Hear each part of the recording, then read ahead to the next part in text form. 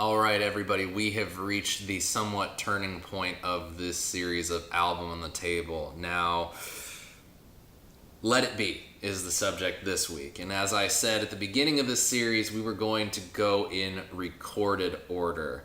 Why is this where we've reached a turning point? Because the Let It Be album is actually the last officially released Beatles album.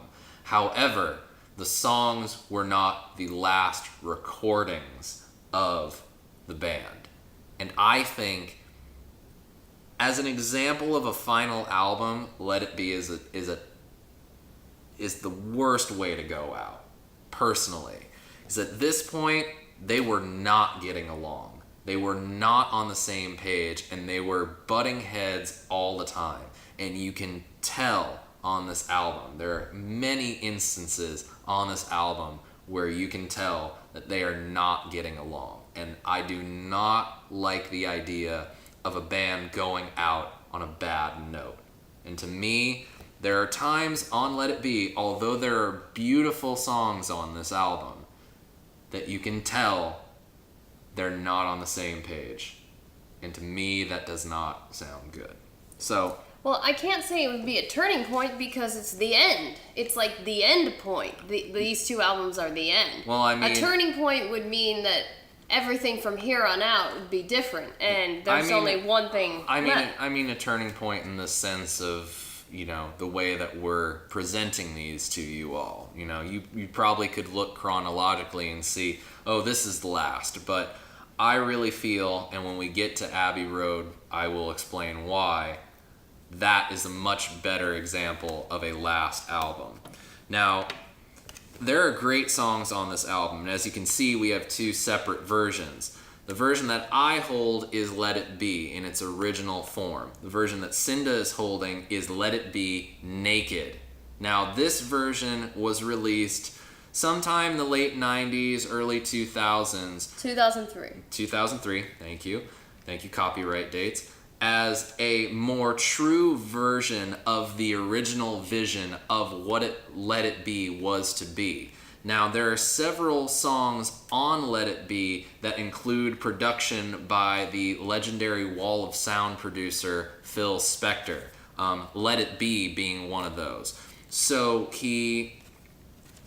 apparently, the story goes that John Lennon wanted Phil Spector to come in and produce the whole record. But the band really wanted this album to be a stripped down, sort of raw live record that wasn't overly produced. That's exactly what Let It Be Naked presents, is the sessions and songs in a more original context.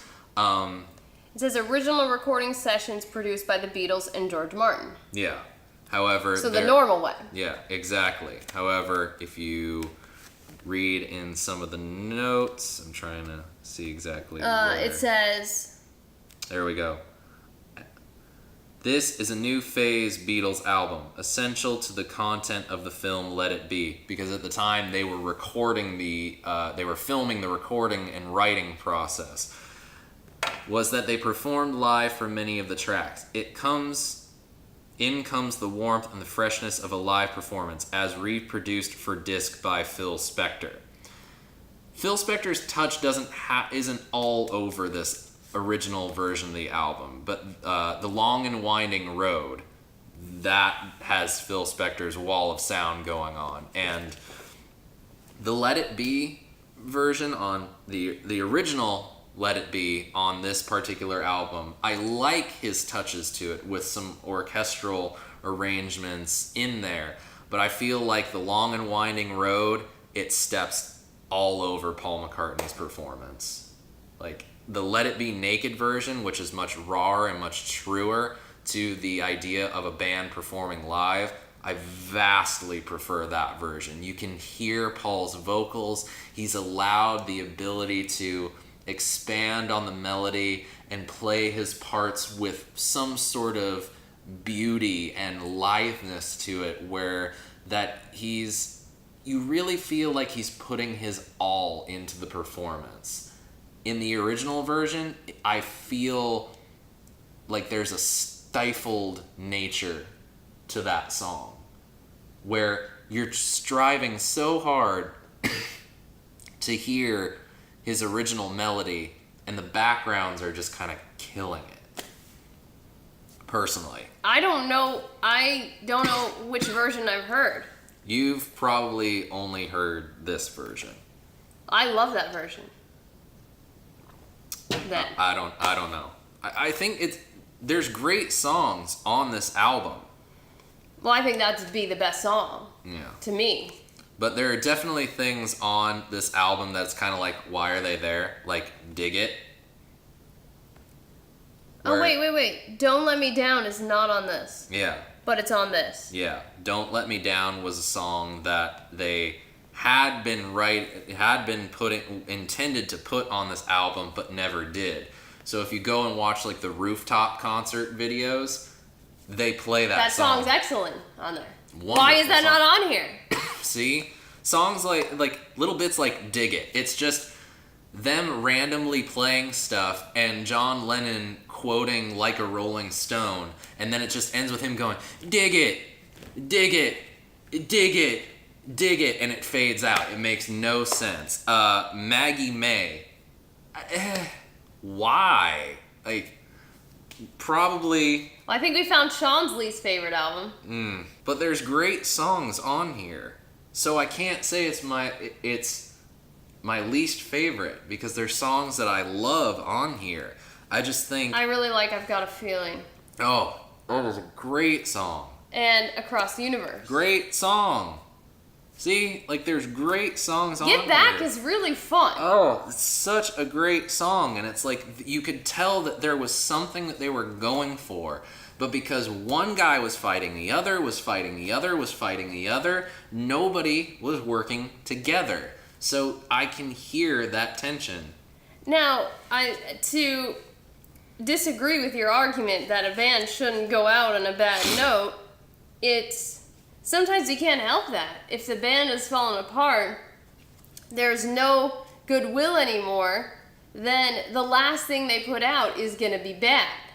But what's odd is that they did record Abbey Road after this. Yeah, and that is the main reason why I don't like to consider Let It Be the last album. It just doesn't make sense. Yeah. Why, if they recorded it after, would they have put this out after? Yeah. It just doesn't make sense. So, between the two versions, I vastly prefer the naked version in its... And now there's Don't Let Me Down, which is an excellent song. And I also feel like the ordering of the tracks on the naked version is much better than the ordering of... Oh, and the Dig It isn't on here. Yeah, it's much better, and neither is Maggie May.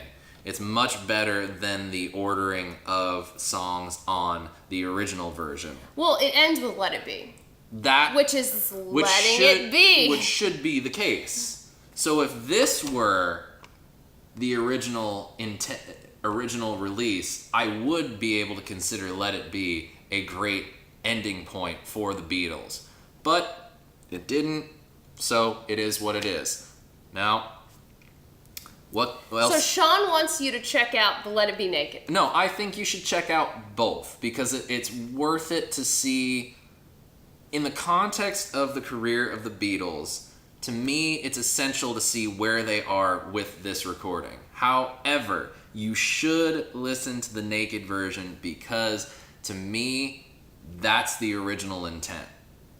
With all egos cast aside and a band of 4 guys getting together to go out on a high note.